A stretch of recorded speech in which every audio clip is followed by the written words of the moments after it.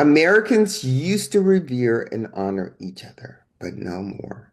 And so we got to go back to being dignified with each other and respectful of each other, regardless of, our political camps, our race, our color, our income bracket, all of that stuff. We just got to treat people with dignity.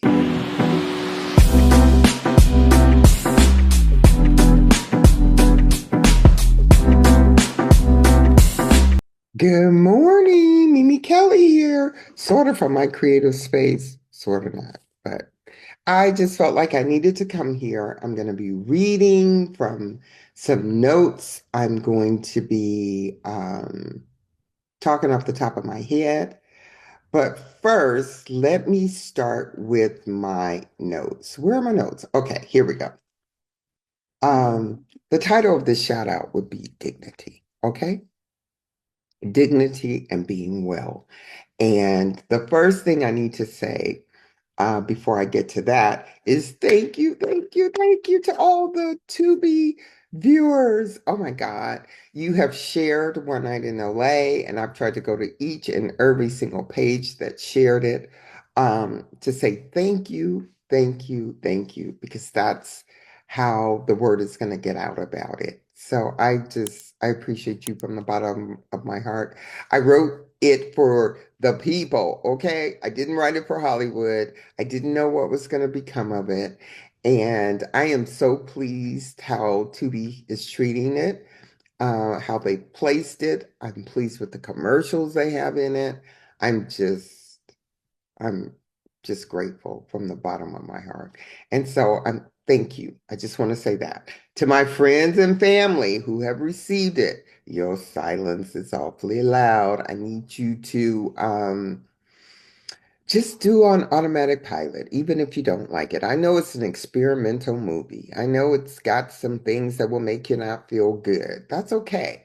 What I need you to do, if you love me as your sister friend or your niece or your cousin or whoever you are, please watch it. Please comment, do a thumbs up, and please share it. Just do it on automatic.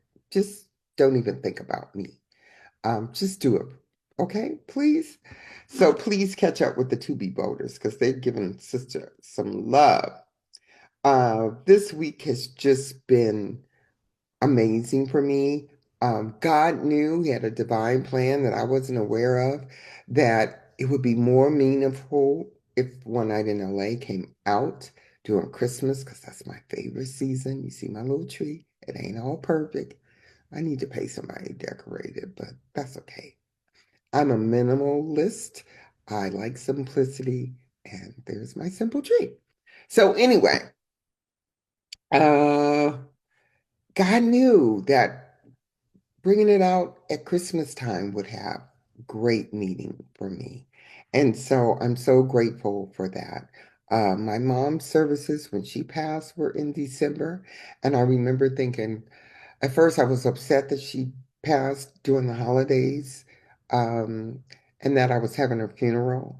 But as I was driving, back and forth from Atlanta airport, I was looking at lights and hearing the Christmas music. I realized God knew. If you're gonna really rip our heart apart, do it during Christmas, okay?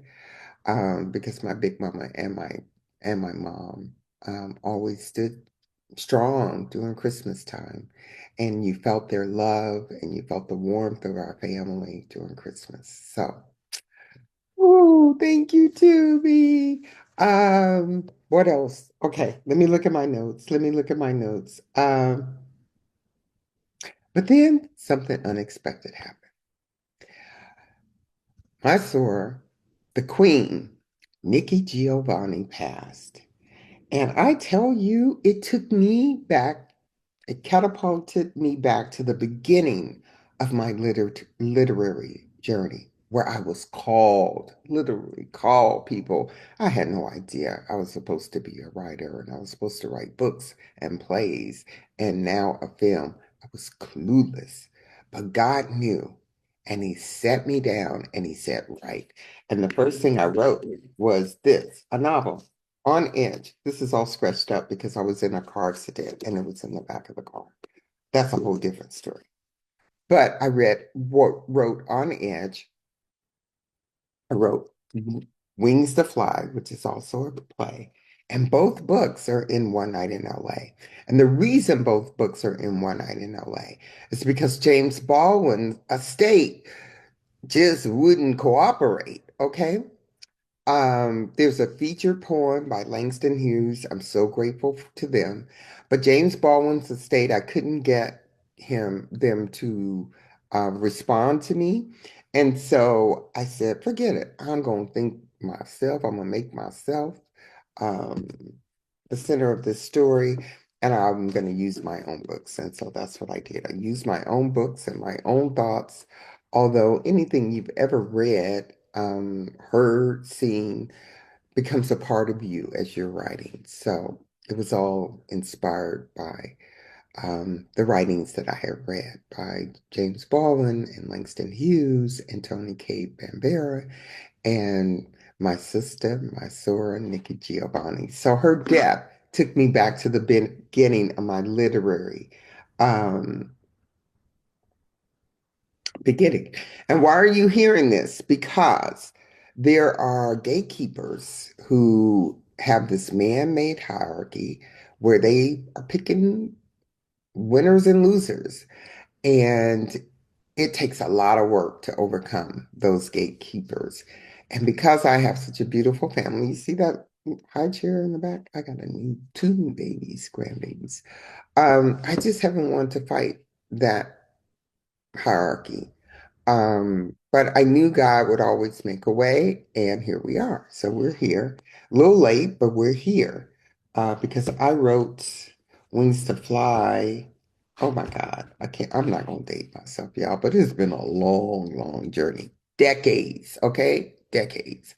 Last night I went to a holiday party and I had to go by the theater where I did my first play. It's been 18 years since I did my first play, Shout, okay? Which was inspired by this book, Wings to Fly.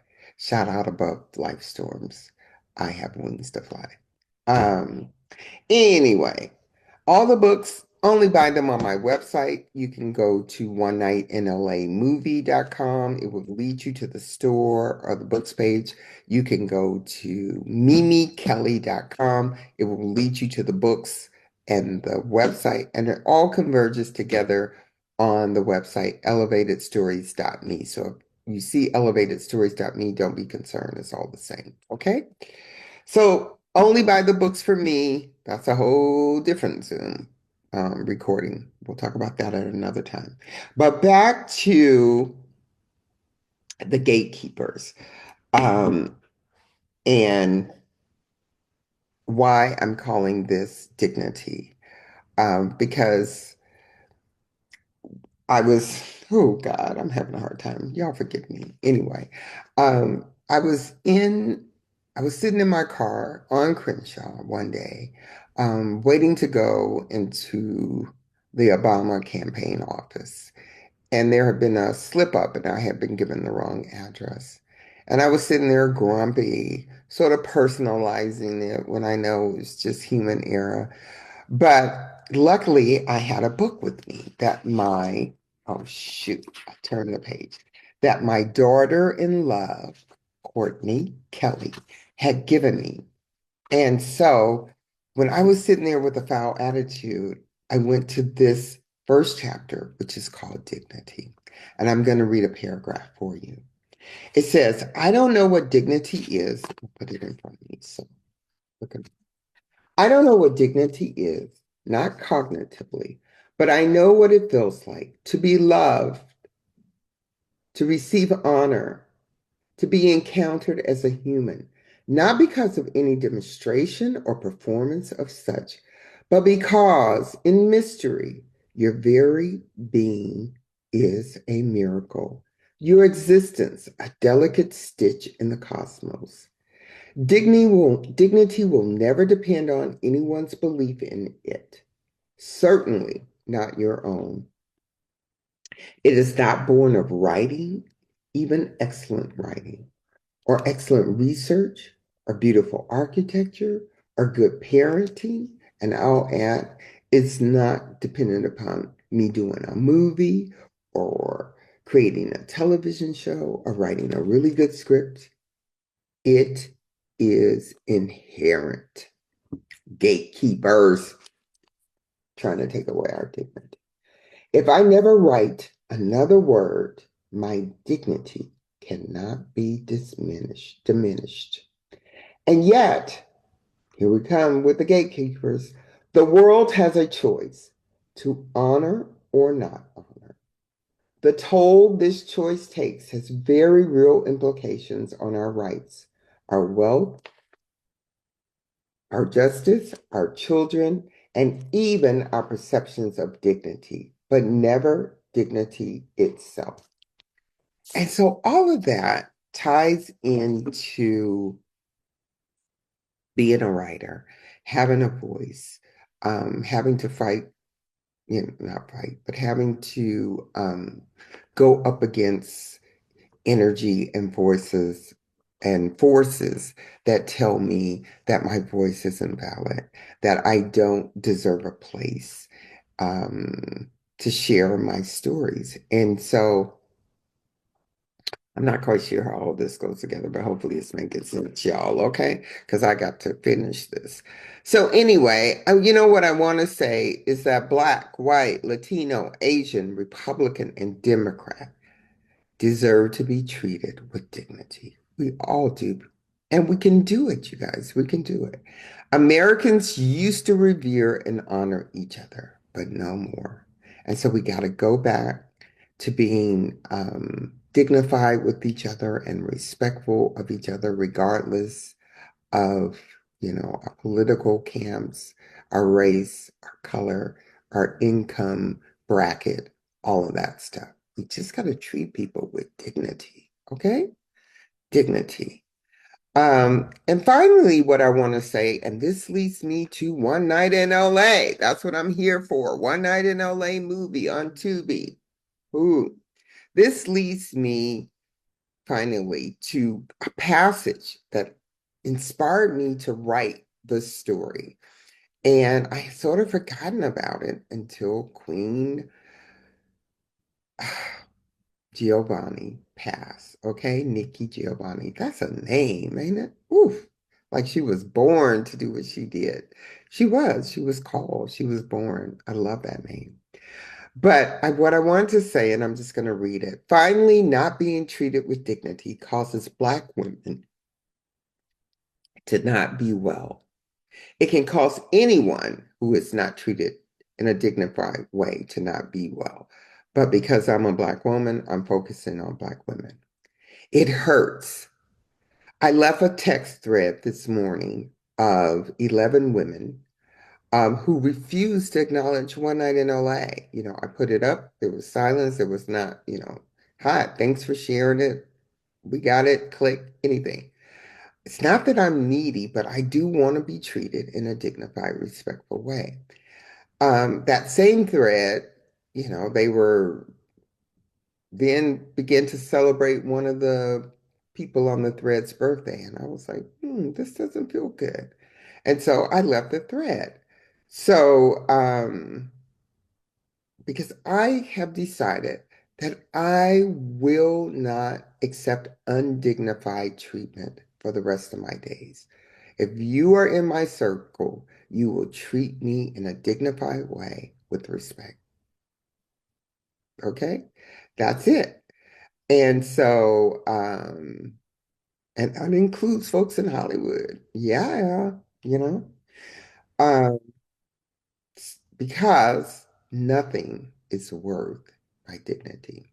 So there's this book, Salt Eaters, that I had to read in my African literature class when I was working on my MFA. And Salt Eaters is about the healing of Velma, who was a left-wing activist in her community. And there becomes all these factions within the group. And so she suffers a mental health challenge as a result of trying to maneuver all of these factions. And so Toni Cade Bambara wrote the book. And in one paragraph, it says this. Okay, I don't have that book, Salt Eaters, but in one paragraph, it says, um, and this is someone who is helping Velma regain her mental health, one of the community members. And so the passage says, are you sure, sweetheart, that you want to be well? Just so you're sure, sweetheart, and ready to be healed, because wholeness is no trifling matter. A lot of weight when you're well. And so that passage had me thinking about a character who is trying to get well. And I covered it up with cancer. Um, but that's what One Night in LA is about. It's about answering that question. Do you want to be well? How are you going to make yourself well? And that's the journey that the character in One Night in LA goes through. Ooh, that was deep. That's because us writers were deeper than deep. We go around and around to get to the truth. But that said, I love you so much. Happy holidays.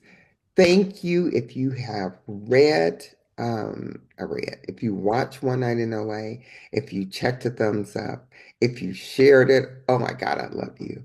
Um, because we don't have a big, publicity campaign, any of that. It will just be shared because you shared it. Okay.